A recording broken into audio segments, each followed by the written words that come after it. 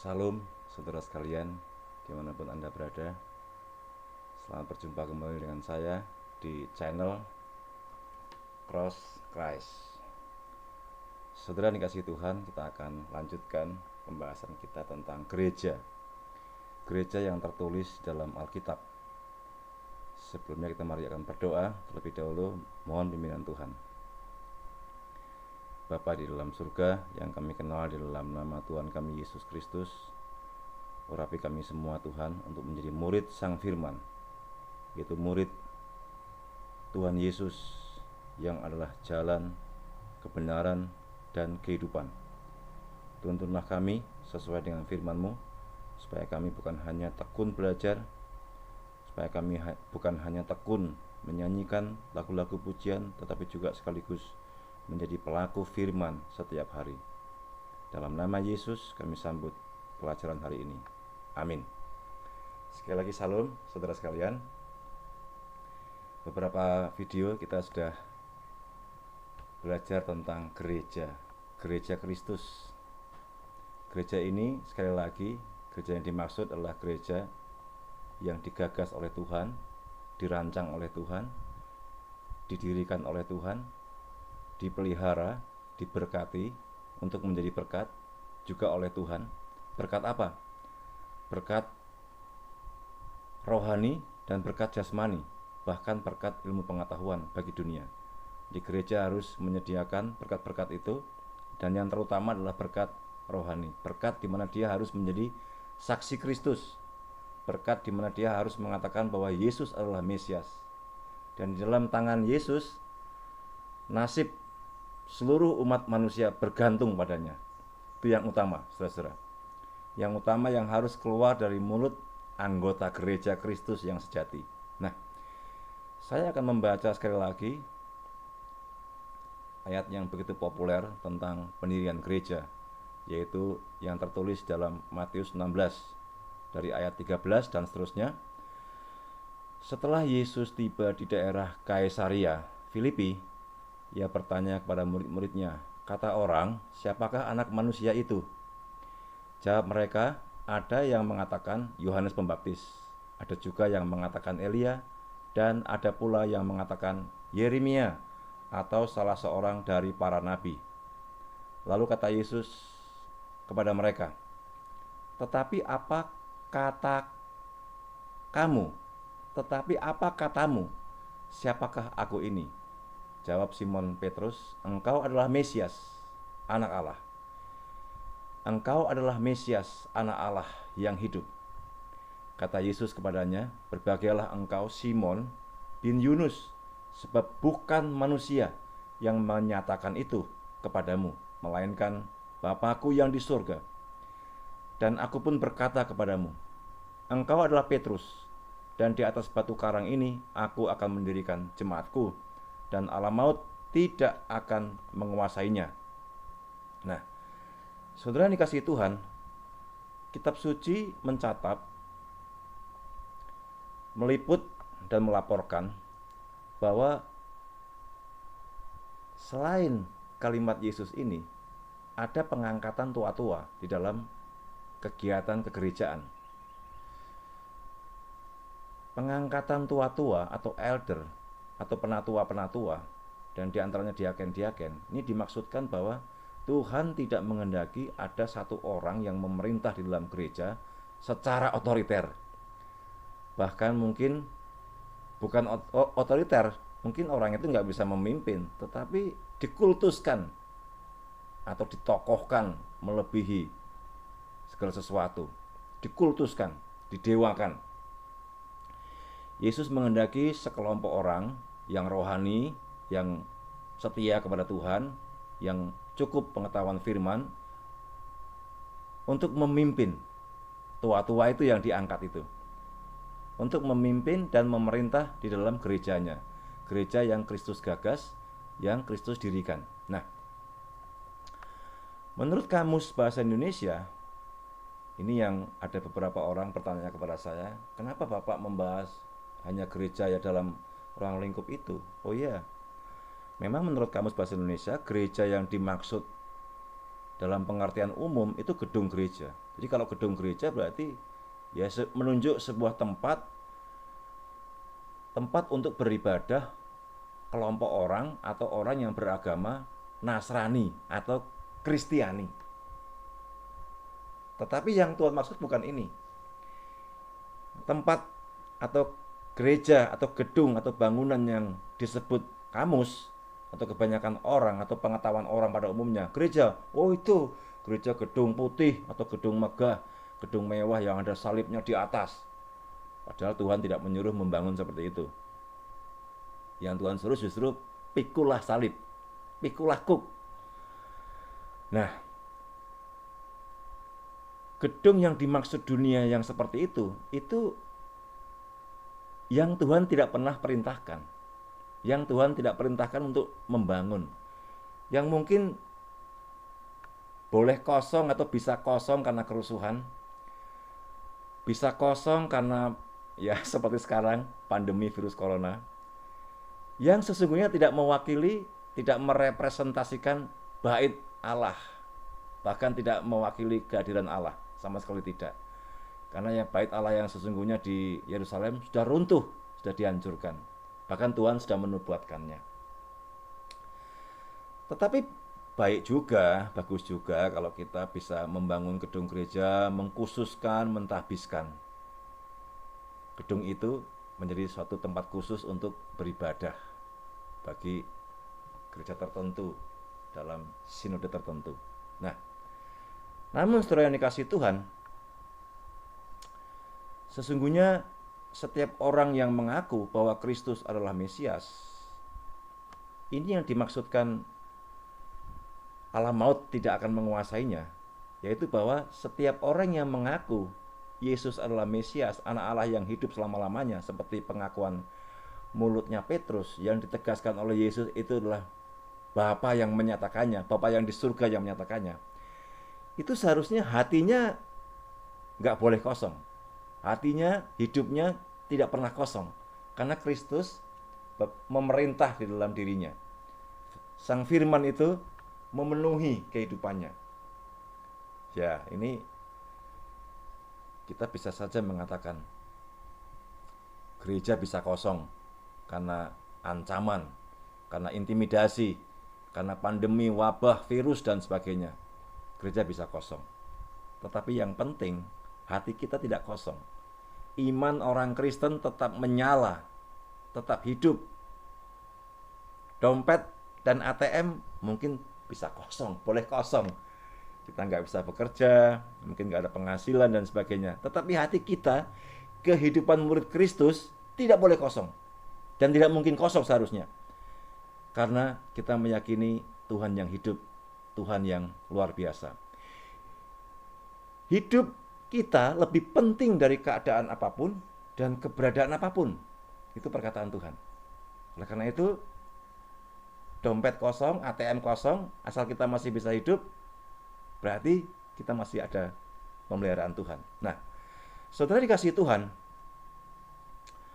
oleh karena itu, yang terutama adalah kepastian pengakuan. Jadi, gereja dalam sinode apapun, dimanapun berada, kelompok orang yang percaya ini, pastikan bahwa pengakuan iman itu tetap hidup dari setiap anggota, dan pengajaran firman Tuhan tetap dikumandangkan bagi seluruh anggota dimanapun dan kapanpun. Nah, dari penegasan Yesus itu, maka gereja apakah hanya menunjuk satu kelompok yang tidak terlihat atau hanya yang terlihat? Menurut saya dua-duanya. Memang ada gereja yang hanya menyatakan imannya, lalu fisiknya nggak ada.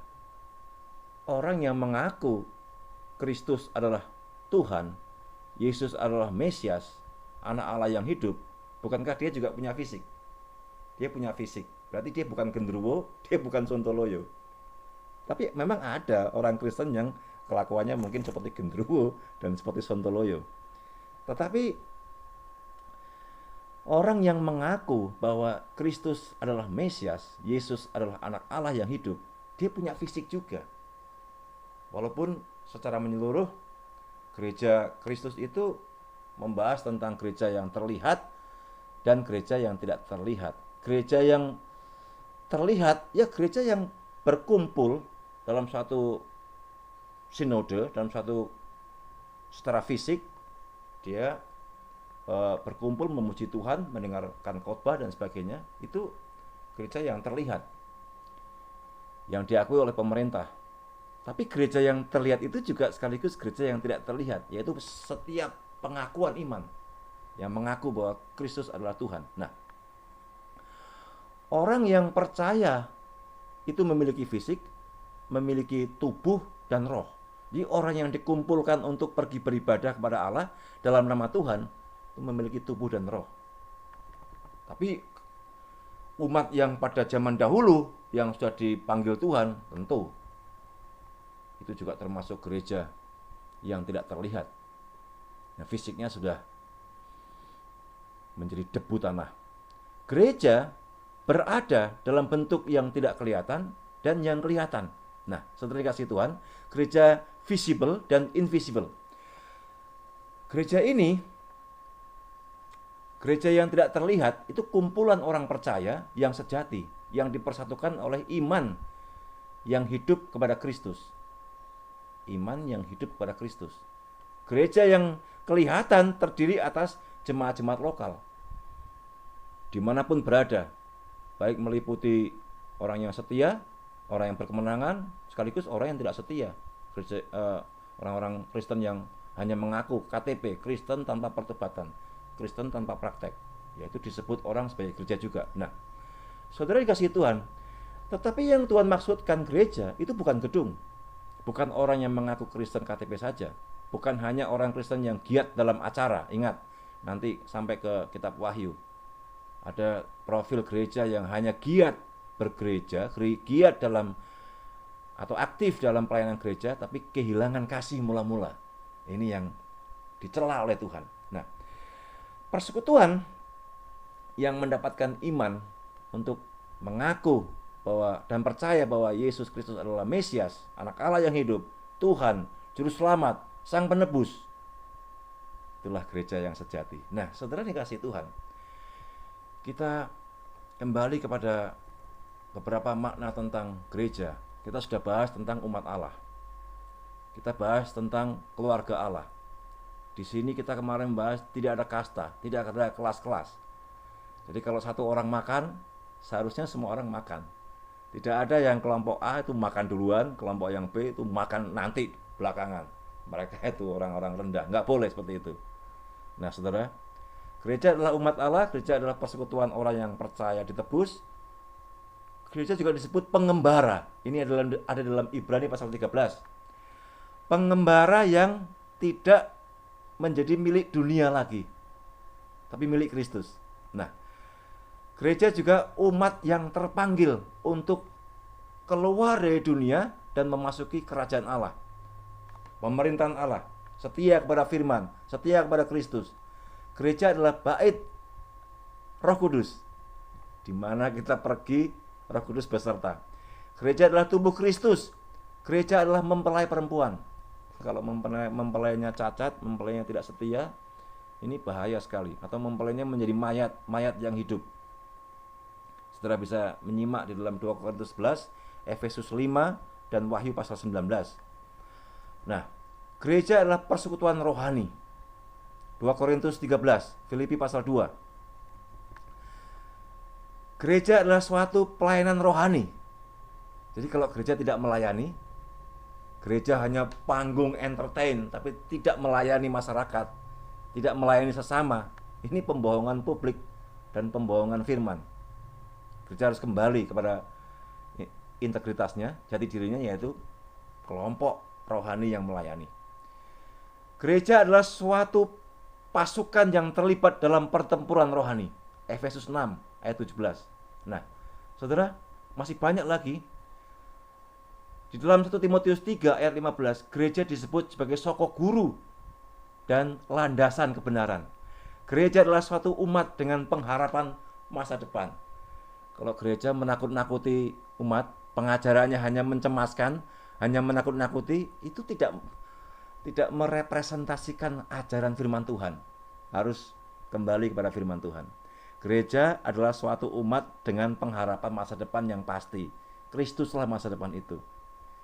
Kita para pemimpin tidak boleh mengajarkan pengajaran yang menakut-nakuti, yang mencemaskan, dengan motivasi, dengan trik dan intrik tertentu. Sampaikan firman bahwa gereja adalah kelompok yang berpengharapan tentang masa depan. Kristuslah masa depan kita. Nah, jika demikian, betapa bersyukurnya kita orang percaya menjadi anggota gereja Kristus. Tidak mungkin kita dengan kekuatan sendiri, dengan pilihan, dengan keinginan pribadi, dengan uang dan kekuasaan, kita mendirikan kelompok-kelompok yang disebut tadi. Tidak mungkin. Kalaupun kita mungkin bisa mengumpulkan dengan kekuatan sendiri, dengan uang, dengan kehebatan fasil lidah kita, ya tentu itu mungkin kepalsuan dan akan sirna. Saudara dikasihi Tuhan, tidak ada kekuatan manusia manapun bisa memaksa orang menjadi anggota gereja yang sejati. Gereja yang palsu mungkin bisa. Maka saudara tidak perlu khawatir kalau ada fitnahan-fitnahan, wah itu gereja supermi, gereja sembako. Tidak perlu khawatir. Gereja yang asli dibangun atas dasar pengakuan iman bahwa Yesus adalah Mesias, anak Allah yang hidup. Dan pengakuan ini dari Bapa di surga. Saudara dikasihi Tuhan, sampai di sini video saya ini. Kita akan lanjut video yang berikutnya. Selamat bersyukur menjadi anggota gereja Kristus yang sejati. Anggota gereja Kristus yang sejati adalah orang-orang yang haus akan pengajaran firman. Haus bersekutu, haus lebih dalam mengenal Dia, haus untuk lebih banyak menjadi pelaku firman Tuhan. Bukan hanya penonton di gereja, penonton pertunjukan entertain di mimbar, tetapi menjadi pelaku firman. Mari kita menjadi anggota gereja sekaligus menjadi pelaku firman. Salam, Tuhan memberkati kita semua.